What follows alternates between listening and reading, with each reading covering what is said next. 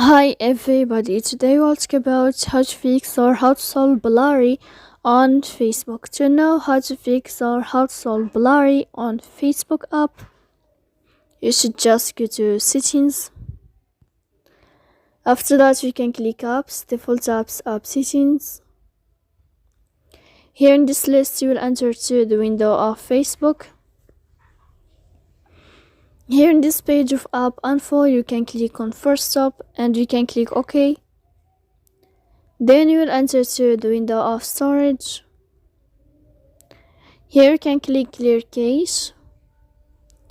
In the end, you can turn off your Wi-Fi and you can wait a moment to turn on your Wi-Fi again.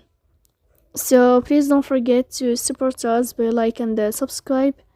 See you next time in another video, and thank you for your attention and your watching.